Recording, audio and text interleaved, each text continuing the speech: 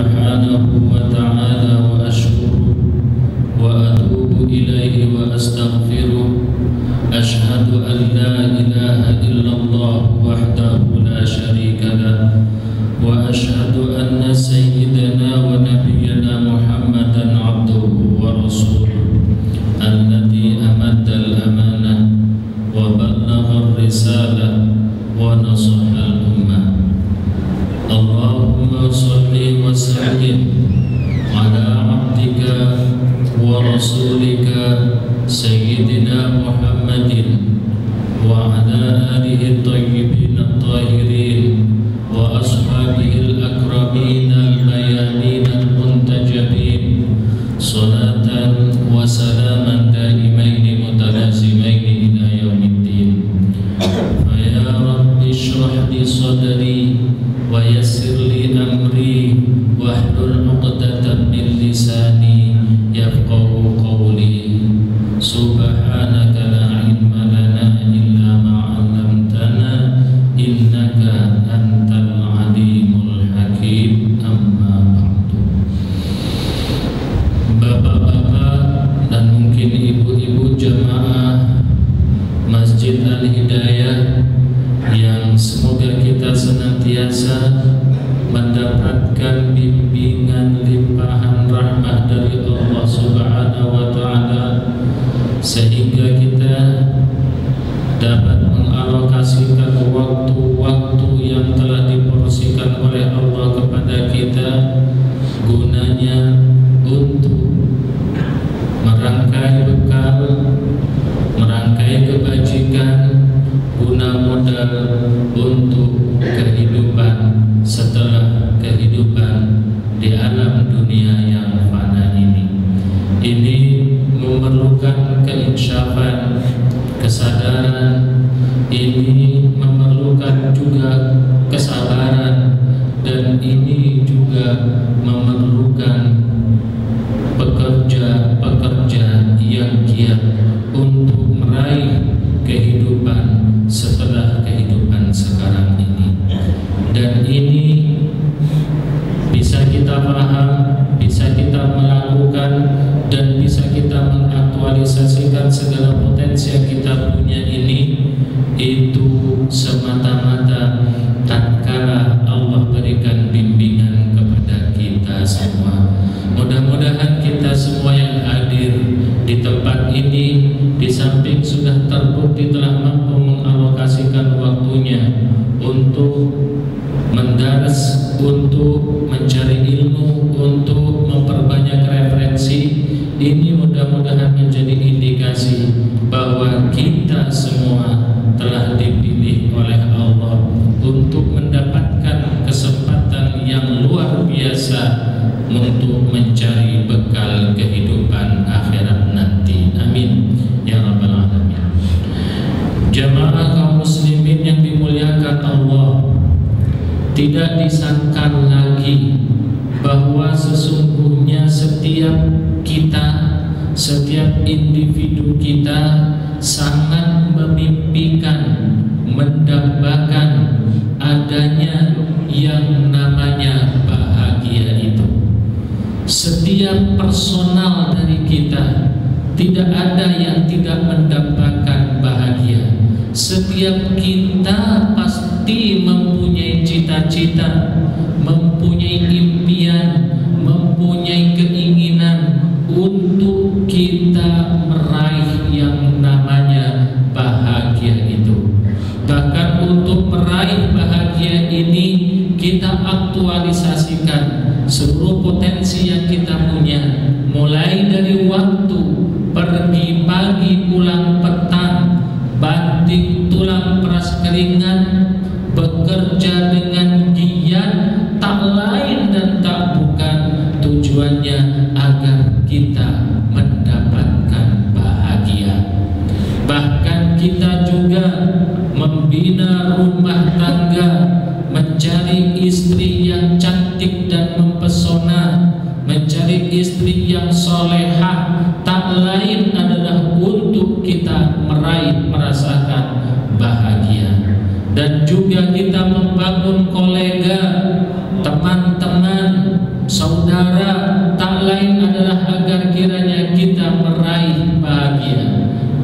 kita juga mempunyai anak-anak, lalu kita bimbing anak-anak itu, kita hidup di antara mereka, berteman dengan mereka, membimbing, mengarahkan mereka agar kiranya kita menjadi bahagia. Bahkan kita rela menjadi karyawan yang karyawan, kita menjadi owner rapat meeting di mana-mana. Semua ini yang kita lakukan adalah untuk bahagia. Bahkan orang gila sekalipun tatkala ditanya apakah kamu ingin sengsara atau bahagia, pasti jawabannya ingin bahagia. Bahkan seorang koruptor sekalipun tatkala ditanya kamu ingin mulia atau ingin bahagia, pasti dia akan menjawab saya ingin mulia dan saya ingin bahagia. Walaupun pada endingnya nanti sang aktor dari antagonis itu, sang aktor dari kejelekan itu pasti akan menemui balasan dari apa yang diusahakannya. Tetapi ala kulli hal, atas segala daya upaya, atas segala yang kita lakukan, mempersempit kesimpulan bahwa siapapun, apapun, serta yang dilakukan usaha apapun bersama siapapun, tetap pasti dia ingin bahagia. Maka Allah tidak berlepas tangan tentang usaha dan pencarian sosok manusia ini, agar kiranya betul-betul manusia itu mencapai taraf kehidupan yang bahagia itu. Oleh karenanya Allah menurunkan kitab sucinya sebagai panduan, sebagai neraca, sebagai ibrah mau'izah, sebagai nasihat, sebagai acuan, dan sebagai takaran, sebagai undang-undang kehidupan manusia, yakni kitab suci Al-Quran ini diturunkan kepada umat manusia agar kiranya umat manusia itu betul-betul dapat meraih bahagia. Karena sesungguhnya sering sekali kita melakukan segala daya upaya, kita melakukan segala macam usaha, kita melakukan bahkan menciptakan sebuah deskripsi tentang bahagia, akan tetapi deskripsi kita sering sekali jauh panggang daripada api, sering sekali tanakut, kontradiksi dengan apa deskripsi bahagia itu yang Allah sematkan di dalam Al-Qur'annya. Maka dalam kesempatan ini kita hendak menilik, hendak merenung, hendak memikirkan apa konsepsi bahagia itu, bukan menurut takaran nafsu kita, akan tetapi bahagia menurut undang-undang dari Allah Subhanahu wa ta'ala. Sering sekali Allah memanggil kita agar kiranya kita menuju bahagia. Akan tetapi sering sekali panggilan ini kita jawab dengan hawa nafsu kita, akhirnya kita tidak mau untuk menuju bahagia itu. Hampir dalam 24 jam kita dipanggil oleh Allah untuk meraih bahagia itu, yang tersematkan di dalam lafaz, salah satu lafaz adzan, di mana Allah memanggil kita hayya 'alal falah. Ayo kita meraih bahagia. Ini sebetulnya panggilan dari Allah. Memang yang mengadzan itu adalah muadzin di masjid, yang menyampaikan kepada telinga kita adalah mikrofon, adalah tentang pengeras suara, lalu suara sang muadzin itu nyampe kepada telinga kita. Tetapi pada hakikatnya ini adalah panggilan dari Zat yang Maha Suci, agar kiranya kita betul-betul meraih dan menuju kepada bahagia. Tetapi apa jawab kita menerima panggilan ini? Sebagian kita menjawabnya dengan tanggung.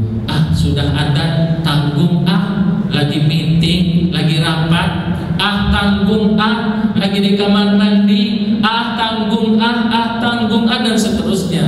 Dan banyak juga di antara kita justru menepis tentang panggilan ini.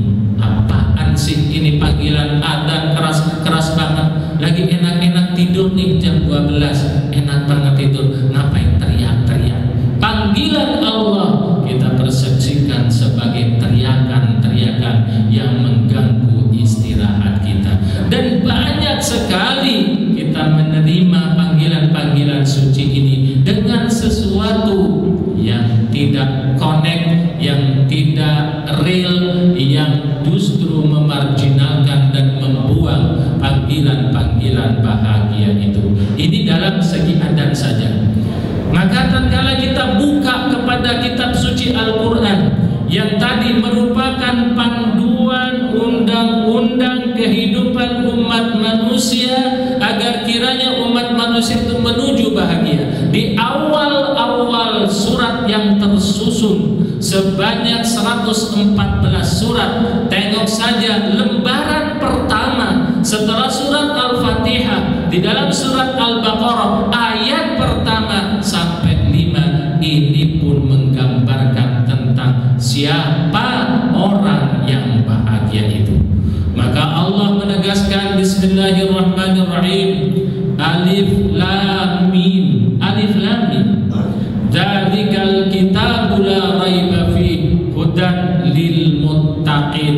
Kitab Al-Quran ini, Dzalikal kitab, artinya kitab Al-Quran ini, la raiba fi, tidak ada keraguan sedikit pun di dalamnya. Hudan, menjadi petunjuk, menjadi panduan, menjadi neraca, menjadi ukuran, menjadi senter, menjadi matahari yang menerangi orang-orang lil muttaqin yang hendak memproses dirinya menjadi orang yang bertakwa. Maka ayat selanjutnya penjelasan dari muttaqin ini. Siapa orang muttaqin itu? Yang pertama, orang yang muttaqin itu alias orang yang bahagia itu, karakter yang pertama adalah alladzina yu'minuna bil ghaib, yaitu orang-orang yang percaya terhadap sesuatu yang gaib. Maka berbicara yang gaib, sebetulnya kita berada di tengah-tengah yang gaib itu. Memang di tafsir dijelaskan yang dimaksud dengan yang gaib itu adalah alam barzakh, alam hari kiamat, hisab, neraka, malaikat, Allah, dan seterusnya dan seterusnya. Tetapi sebelum sampai ke penafsiran yang jauh itu, tetapi sesungguhnya kita saat sekarang ini berada di dalam lautan yang gaib-gaib itu. Bukankah kita makan, lalu dengan makan itu ada rasa? Makan sate dengan makan singkong beda rasanya. Tetapi tak kala ditanya seperti apa perwujudan rasa itu, kita tidak tahu. Bukankah kita bernafas, menghirup oksigen ke paru-paru kita, tetapi tak kala ditanya apa warna dan bentuk oksigen itu pun juga kita tidak tahu. Bukankah yang tidak kita ketahui ini masuk dalam kategori gaib?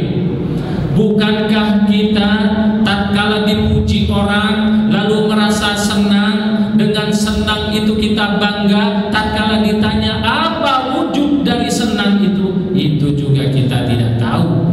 Tatkala kita mencintai istri kita, betul-betul cinta, dengan cinta mempunyai kekuatan yang luar biasa, tetapi tatkala ditanya seperti apa cinta itu pun juga kita tidak tahu.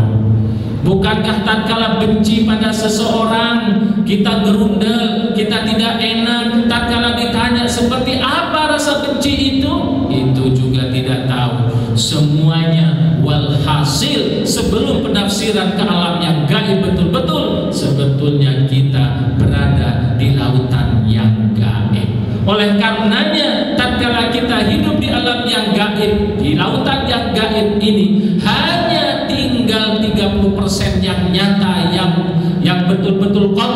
selebuhnya dan selebihnya dari persentase kebiasaan kita pun bersentuhan dengan yang gaib-gaib itu. Maka ciri orang yang berbahagia yang pertama adalah percaya terhadap barang yang gaib. Karena rasa enak sendiri, rasa benci, cinta itu juga termasuk barang yang gaib. Ini yang dimiliki oleh orang-orang yang bertakwa, orang-orang yang berbahagia, artinya percaya terhadap sesuatu yang gaib. Maka apakah meluas?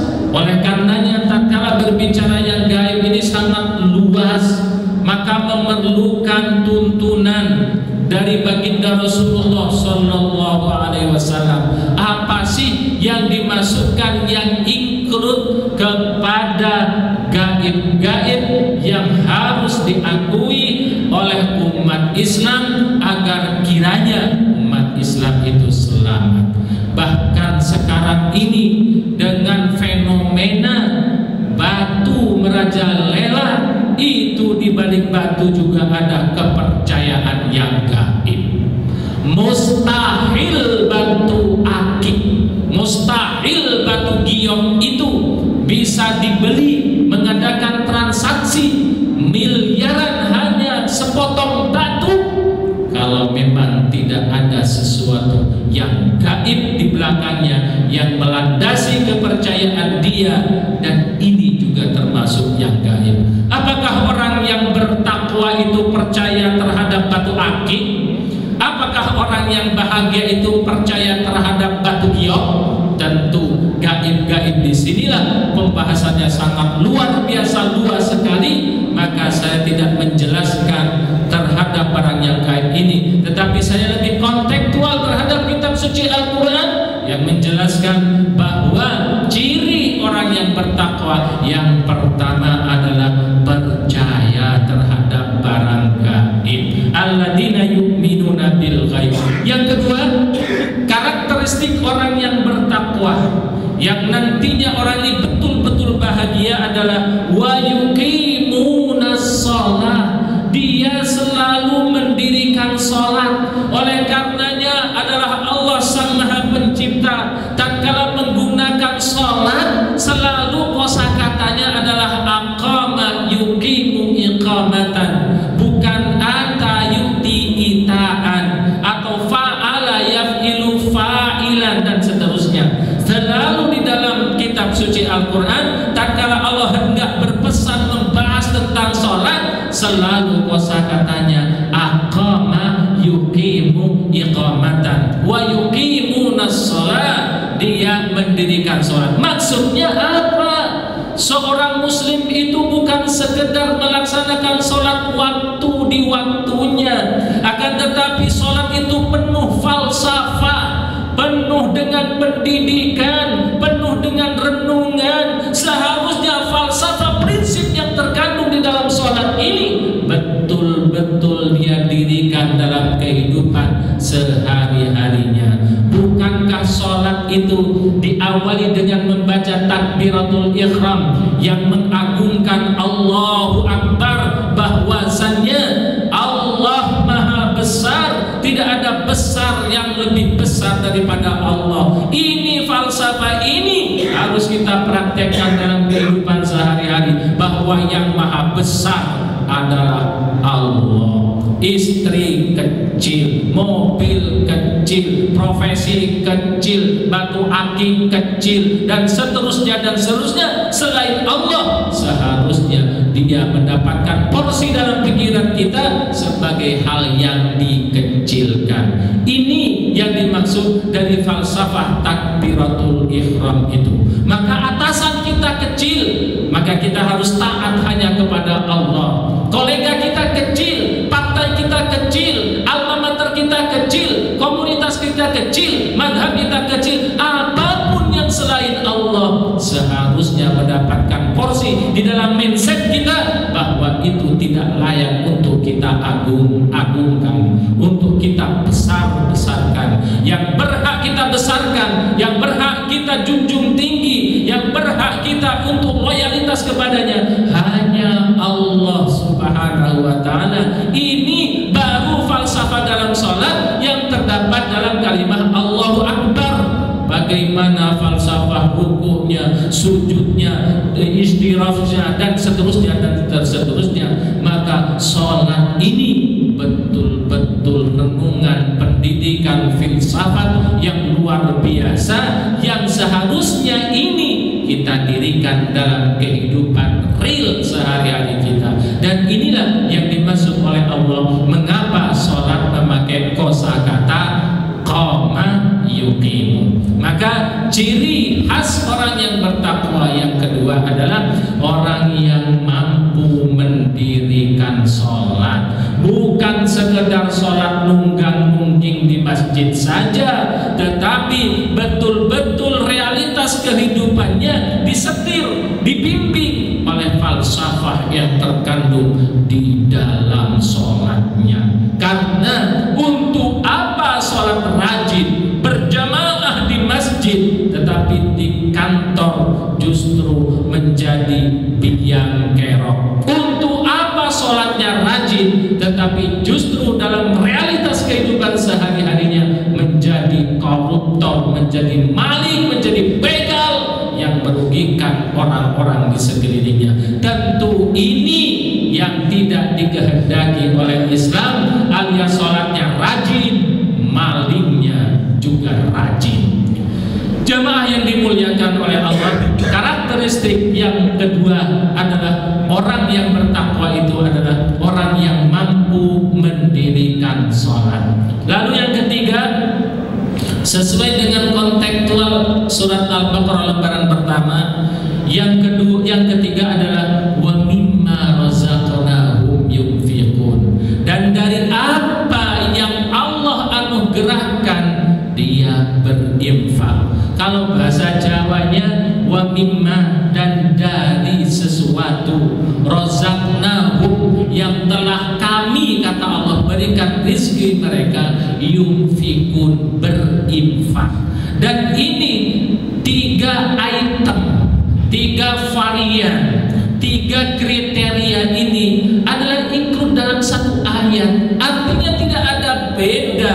Seorang mukmin itu di samping harus beriman kepada yang gaib, yang direkrut dan terrealisasikan dalam arkanul iman yang 6 itu, dengan orang yang mendirikan sholat dan dengan orang yang infak. Artinya mengajarkan terhadap seorang muslim agar kiranya tatkala dia beriman tentunya harus sholat, tatkala dia sholat tentunya harus infak. Tidak ada perbedaan. Kalau misalkan rajin sholat saja sementara tidak pernah infak, maka juga gugur keimanannya. Karena ayat ini satu ayat, wa mimma razaqnahum yunfikun, dan dari apa yang kami rezekikan mereka berinfak. Artinya infak ini wajib sebagaimana wajibnya sholat. Artinya umat muslim ini tidak dididik untuk menjadi pelit, bin koret, alias buntut kasiran, bin medit, dan seterusnya. Tetapi sebagaimana tatkala dia mengaku seorang muslim, maka dia harus menjadi dermawan. Kenapa? Karena kehidupannya ditunggu artikulasinya, ditunggu maknanya, dimimpikan kehadirannya, terutama bagi orang-orang yang lemah lainnya. Anak jalanan, anak-anak korban kekerasan, anak-anak yatim, fakir, miskin, ini semua membutuhkan kehadiran si empunya orang yang sholat itu. Kalau misalkan kita beriman lalu sholat tetapi tidak pernah bermakna berarti terhadap orang-orang di sekelilingnya, maka sholatnya itu bohong, keimanannya itu bohong. Maka ini merupakan satu paket antara beriman kepada Allah, melaksanakan rukun imannya, dan antara sholat kita menyembah kepada Allah dengan berinfak. Infak itu artinya manifestasi, artikulasi dari keberadaan kita di alam dunia ini. Dan subhanallah, ternyata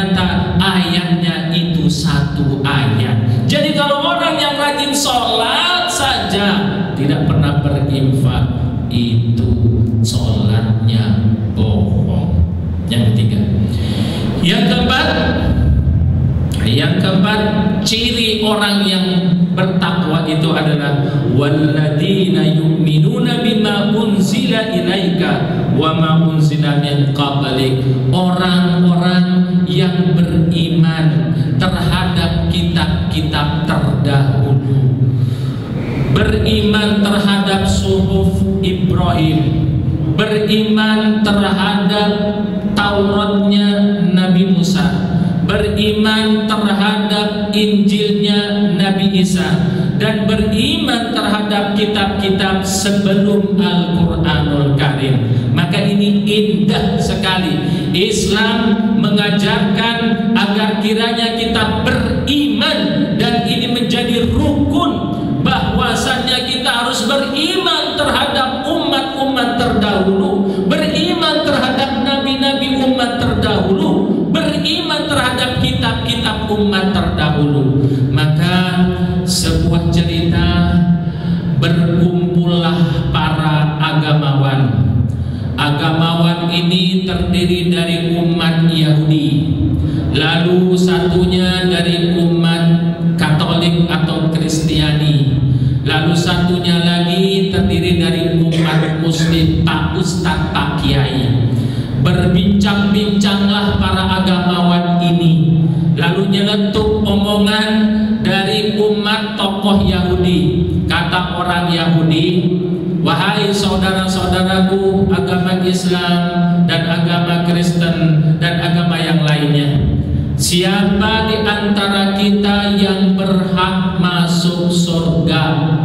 Lalu si Yahudi bilang, kamilah yang berhak masuk surga. Ditanya, kenapa demikian? Kenapa kamu merasa aman dan merasa masuk surga? Iya, katanya, karena kami adalah umat paling tua. Nabi kami adalah Nabi Musa yang mendapatkan kitab, jumlah kitab pertama kali. Maka kamilah yang mendapatkan kitab pertama kali, maka kami yang masuk surga, katanya. Lalu si agamawan dari Kristen ini akhirnya dia ngomong, oh tidak, katanya, kami yang akan masuk surga, katanya. Kenapa Kristen kamu merasa masuk surga? Iya, karena kami, Tuhan kami, Nabi kami adalah Ruhul Kudus, yaitu anak Allah, dan kami mendapatkan kitab suci, yaitu kitab Injil, sebagai penyempurna daripada kitab Taurat. Akhirnya si umat Muslim itu ngomong, si ustadz, si kiai itu akhirnya ngomong, wahai saudaraku umat Yahudi, tenang dulu. Wahai saudaraku umat Kristen, juga tenang dulu. Justru yang masuk surga itu adalah kami umat Muslim. Loh, kok begitu? Iya, katanya. Kenapa? Karena kami umat Muslim percaya, yakin terhadap Nabi Musa. Karena kami percaya terhadap kitab Taurat, bahwa kitab Taurat itu diturunkan oleh Allah Subhanahu wa ta'ala. Maka tatkala kamu umat Yahudi masuk surga, kami pasti ikut. Kami pasti ikut. Kenapa kamu ikut? Ya karena kami percaya terhadap nabimu, kami juga percaya terhadap kitab Tauratmu. Jika kamu masuk surga, kami pasti ikut. Lalu si Kristen itu, si dia juga bilang, wahai umat Kristen, jika kamu masuk surga, kami juga pasti ikut. Kenapa? Karena kami percaya terhadap Nabi Al-Masih Isa, dan kami yakin bahwa Allah menurunkan kitab Injil. Bahkan percaya terhadap kitab-kitab terdahulu ini di dalam umat, di dalam komunitas, di dalam agama kami menjadi bingkai rukun iman kami. Maka niscaya kalau umat Kristen masuk surga dengan Nabi Isanya, dengan kitab Injilnya, pasti kami ikut masuk surga. Kenapa? Karena kami yakin dan percaya terhadap Nabi Isa, kami yakin terhadap kitab Injil. Tetapi tatkala kami, wahai umat Kristen, umat Yahudi, tatkala kami nanti masuk surga, kalian tidak boleh ikut. Loh, kenapa kok kami tidak ikut? Iya, sebab kamu tidak pernah mempercayai Al-Quran kitab kami, dan kalian berdua tidak pernah mempercayai Nabi Muhammad sebagai Nabi kami. Maka tatkala kami nanti masuk surga, kami sendiri yang masuk surga, kalian tidak boleh ikut. Sementara tatkala kalian masuk surga, kami pasti ikut. Karena di dalam agama kami percaya terhadap kitab-kitab terdahulu, percaya terhadap nabi-nabi terdahulu merupakan basic rukun agama kami. Dan ini oleh Allah sematkan, tatkala mengaku sebagai seorang muslim, sebagai orang yang bertakwa, adalah kita yu'minuna bima unzila ilaika wa ma unzila min qabl. Percaya, yakin terhadap kitab-kitab terdahulu, entah yang dibawa oleh umat Kristiani atau Nabi Isa atau Nabi Musa dengan umat Yahudinya, tetapi di dalam umat Muslim ini kita harus meyakininya. Ini karakter yang keempat. Karakter yang kelima, agar kiranya kita menjadi orang yang bahagia, adalah wabil akhiratihum yuqinun. Dan dengan adanya hari akhirat kelak nanti, dia yakin seyakin-yakinnya. Dan ini juga menjadi bingkai dasar, menjadi dasar rukun Islam kita. Maka umat muslim ini harus meyakini adanya hari kiamat, adanya hari akhir. Bukan hari kiamat saja, bahwa fakta yang ada semuanya akan juga berakhir.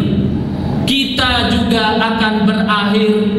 Kita karena bermula dulunya tiada, lalu menjadi janin di dalam rahim ibu, setelah itu keluar jadi bayi, dibesarkan dengan kasih sayang oleh ibu, lalu dibimbing sekolah TK, SD, SMP, SMA, lalu kuliah menjadi sarjana, setelah itu besar, bekerja, mempunyai profesionalitas, lalu setelah itu kita pun mengawini seorang istri, dan kita pun menjadi mempunyai anak, dan inilah tasalsul, hubungan yang tiada henti.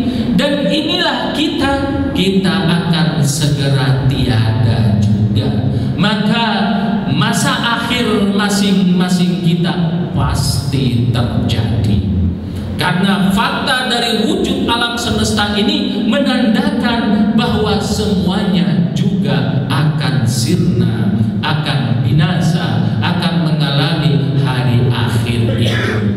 Bukankah profesi juga ada awalan, ada akhiran? Pertamanya office boy misalnya, diangkat karena baik di bosnya, akhirnya sampai mencapai kedudukan sebagai komisaris misalnya, turun waktu,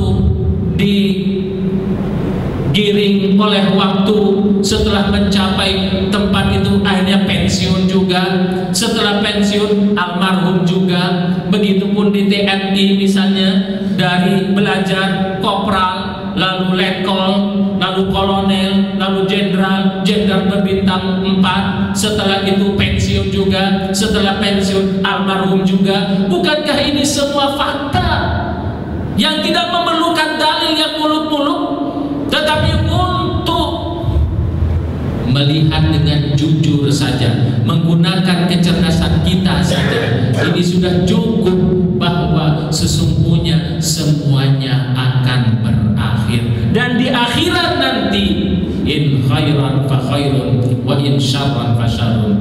Jika realisasi kehidupan kita yang kita pilih, yang kita praktekkan, yang kita aktualisasikan itu adalah baik, di hari akhirat nanti, di akhirnya pasti pasti akan baik.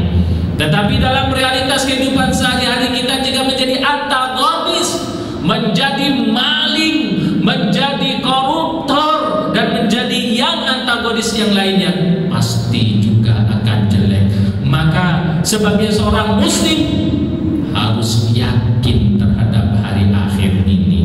Maka ditutup dengan firman Allah, ulaika ala hudan mir rabbihim.